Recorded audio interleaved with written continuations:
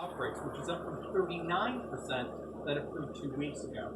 Trump remained rock solid among his Republican base in this poll. 93% of Republicans support him, approve of him. Now, there are two major takeaways here from this poll as we continue to march towards November.